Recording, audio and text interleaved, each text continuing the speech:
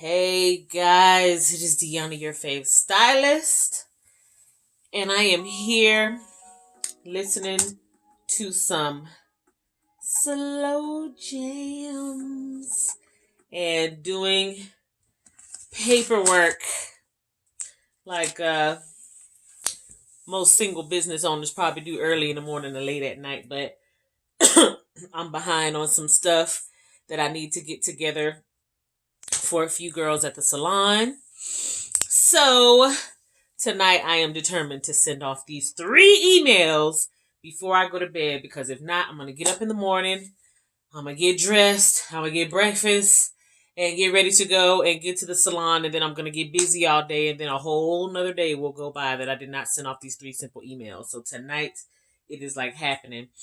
But if you don't know me, I am the owner of the oh so awesome hair salon called Melvirus Hair Studio. And I'm on my bouncy ball to stretch out my hips while I'm sitting here making this video and working on the computer, right?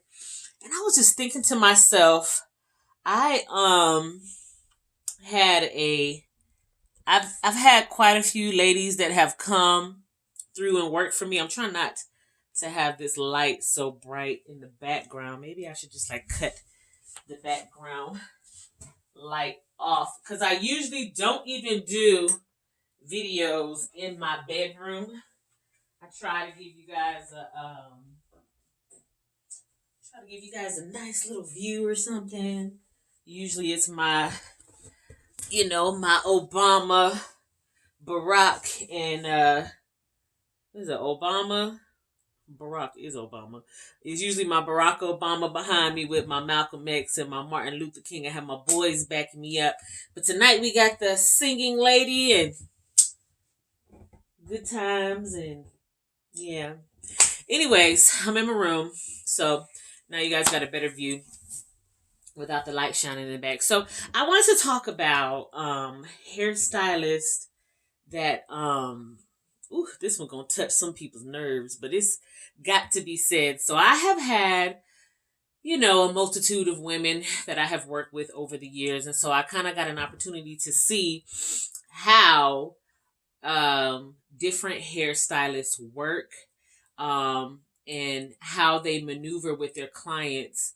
And in the booth rental world, there's so many different ways to do things. You're an independent contractor, you can almost do any and everything because you are your own boss. But I feel like oftentimes we take that and the integrity of the hair industry gets lost. And one of the ways that it gets lost is that we begin to nickel and dime our clients.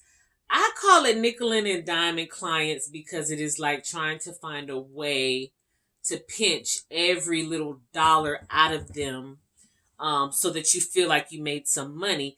And I feel like as professionals, when you do that, it is a turnoff to clients, to me, So when I first started in the beauty industry, I used to do this thing where, if you're running a credit card, then you get a little 2.65% fee.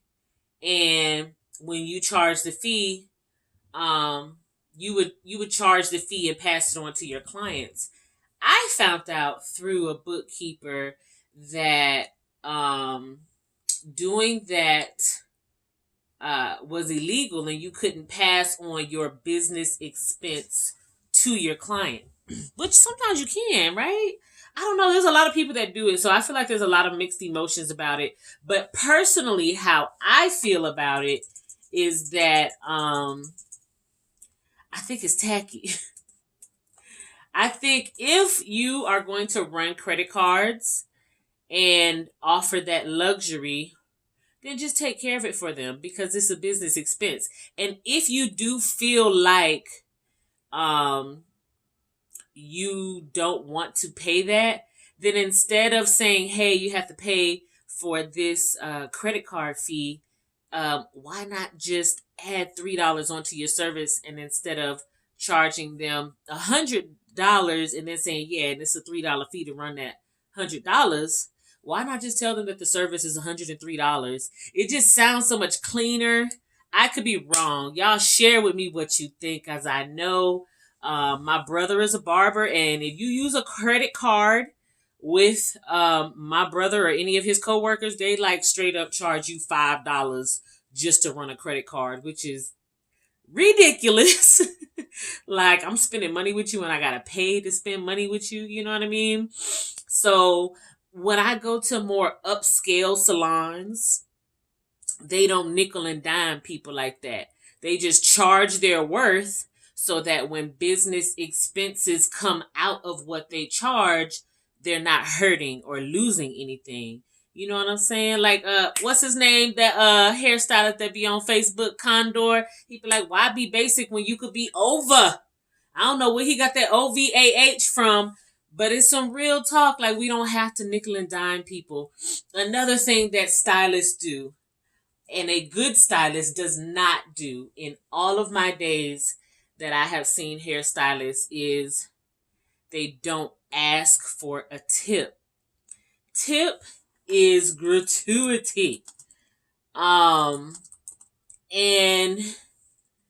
it is so tacky to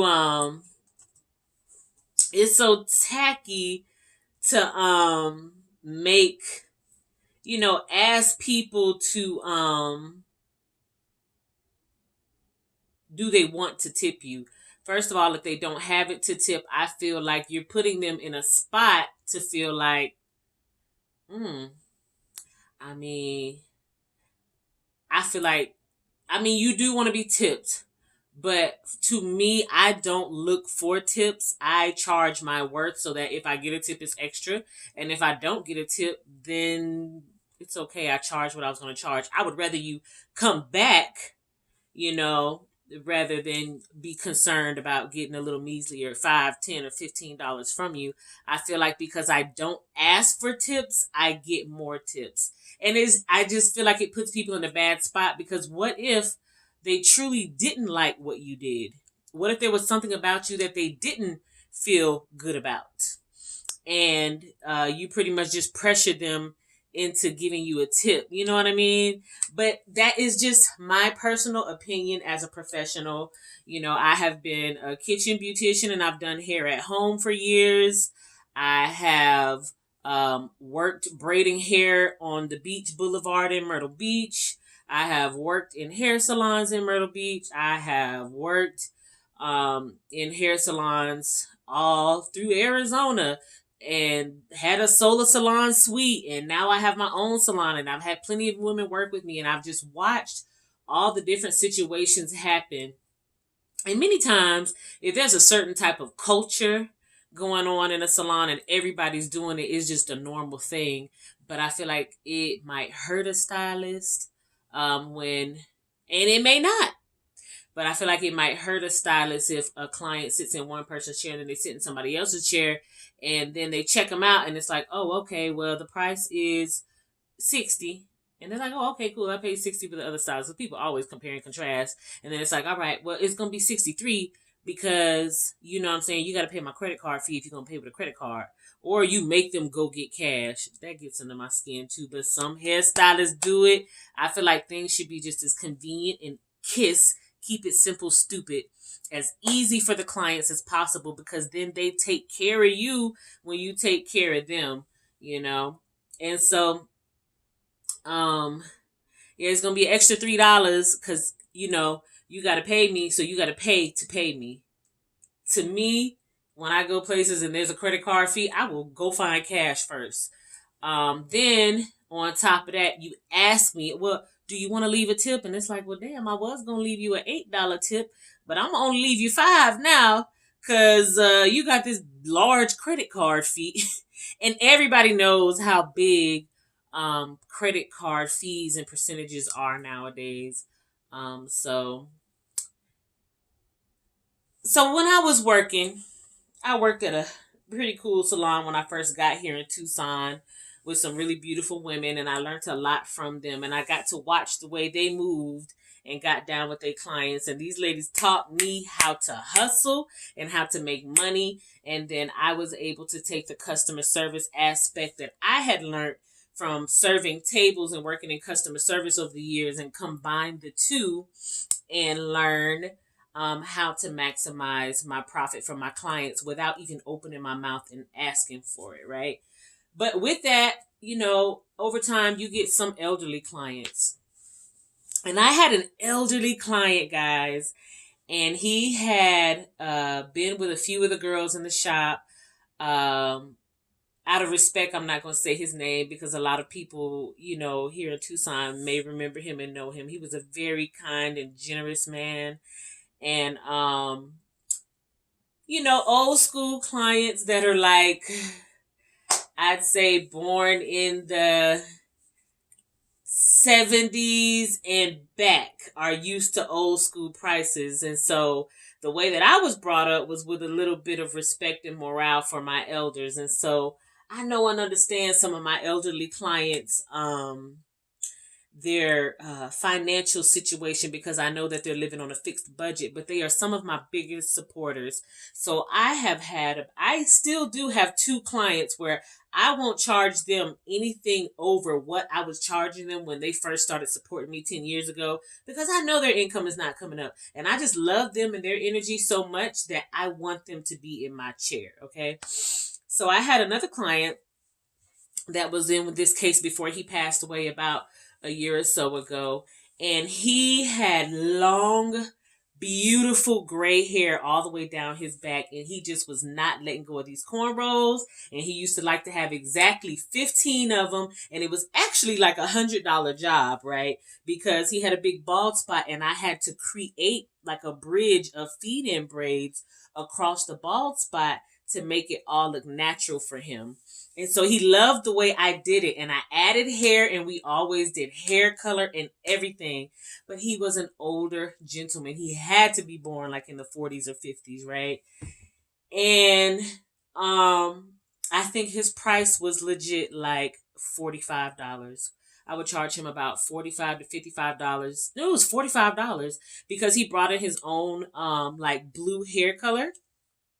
And so I would do his hair for that $45, and I did it willingly because I felt like he used to bring me so much wisdom, so many encouraging words, and just stories of himself growing up as an actor and as a radio talk show host, and just some of the things that he had been through with his family. He would talk to me about business and some of the things that he learned while in business, because he still owned some real estate up like in Chicago somewhere.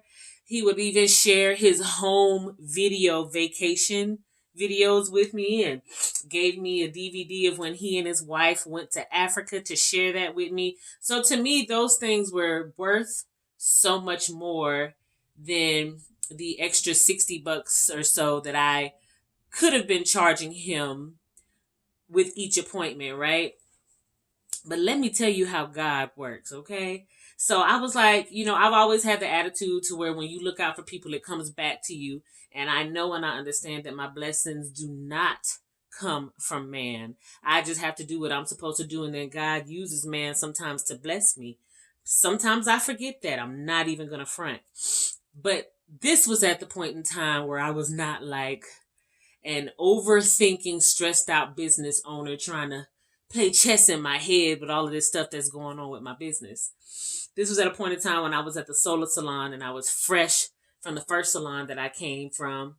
And I just had a different state of mind.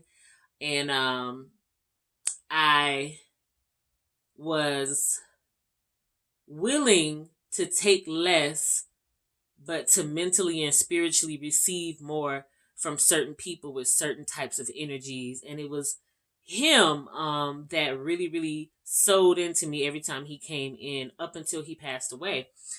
And so one of the biggest things that he did for me while I was giving him all these discounts just because of how, God put it on my heart to do it and not nickel and dime him, right before he passed away, I feel like elderly people know when it's about to be their time to go.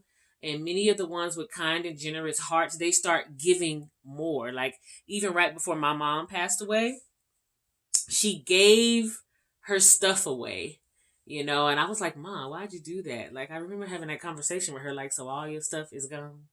And lo and behold, a couple of months later, my mom passed away. Even though she was only like 50. But sometimes people just know, they can just feel it, and God prepares our lives for certain things. So anyway, my client was giving things away.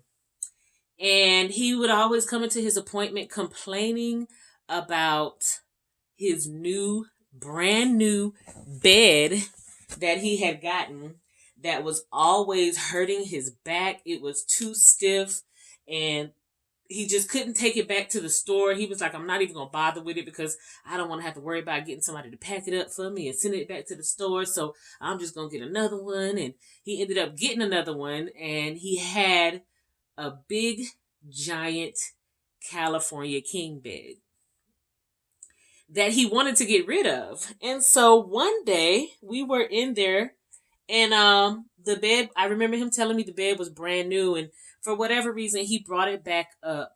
And I don't know how the conversation came up, but he asked me, "Would you like this California king bed?" And I was like, "Yes, I would like that California king bed." So I got my homeboy, another barber slash educator that I knew from the other side of town, and we went and picked up my dad's truck, and we went to this client's house, and sure enough, he had a California king brand new bed, still in the plastic and box spring. And this is how I got my gigantic California king bed for free. What I'm trying to explain is that sometimes it's just not worth it to nickel and dime clients. Sometimes it comes to you in different forms. Sometimes it may not come from that client. Sometimes you're going to get pregnant, and these clients and people that you've treated good all these years are going to come and shower gifts on your brand new baby. I didn't even have to purchase dang near nothing for my baby that's due to be born at the end of this month. I only have to get a mattress for a crib that I didn't even purchase. Maybe a bassinet to come in here by my bed. More Pampers and more wipes. That is it. Okay? And I really feel like these blessings have come to me because I take care of people, and I don't nickel and dime people because it's just not in my heart to do that. Now, this is not to knock any hairstylist out there that does, or barber that charges, all this extra money for people to run their credit cards. This is not for, those people. It's not to offend those people um, that put an extra penny on top of every itty bitty little thing that they do, because I feel like some things should be done with discernment. Like, we are like so close in people's personal bubbles. It's like, you should charge. I really do believe in charging your worth, but sometimes there are special situations,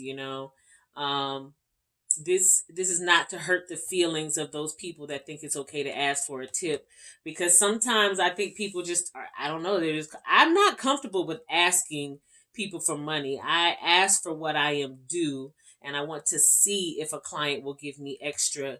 And I swear I get $20, $15, $10, $5 tips. Like, almost every single one of my clients tip me. Almost. And I don't have to ask for it because they feel on their heart that I've earned it, So anyway, I wanted to look up if it was legal for you to charge credit cards to people. So you can actually charge your clients, but on something called valuepenguin.com, they talk about all merchants are allowed to charge their customers a convenience fee for using a credit card if the customer is using a non-customary payment channel. What does that mean? The practice of always charging a customer a fee for credit card payments, no matter how the transaction takes place, is called a surcharge. And so, but I was taught by a past advisor that it just wasn't good. And it wasn't good because you're writing it off. Those same credit card fees that you charge people are the same credit card fees that you write off as a business expense whenever you do your taxes. So it's almost like you're getting double paid because the client is paying for it, but you're writing it off as a business expense. So it's legit extra money that you're getting from the government. But like I said, no knock to nobody else. But you know what? I'm reading here there has actually been a settlement that was reached in 2013 that does allow merchants to charge their customers surcharges in the United States. So it's legal. I think it's just another way of nickel and diming. And I think that if you are going to do it as a beauty professional, you should hide it within your fees so that it makes you look like a kinder person and it makes you seem less um, paying attention to how much money your customer is giving you and more paying attention to the cost of the quality of service that you've given them. It's a thin line between that, but whatever. It's been Deanna, your fave stylist, and this has been an extra long video because I just really wanted to share my experience about that. I did just come fresh out of this situation with a stylist in my salon tonight, and we were having a discussion about it. And I've seen it before with 2 or 3 other hairstylists that have worked for me, and it is perfectly legal. I don't know. I feel a certain type of way about it. I don't do that. So, anyway, you guys have a great night. Let me know what you guys think about charging customers a surcharge or fee to use your credit card machine. Do you tell them about it beforehand? Or do you just tell them about it right before they get ready to check out?